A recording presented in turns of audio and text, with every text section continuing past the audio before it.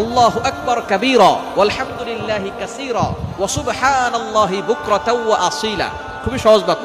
আল্লাহু আকবার কাবীরা ওয়ালহামদুলিল্লাহি কাসীরা ওয়া সুবহানাল্লাহি বুকরাতাও ওয়া আসীলা।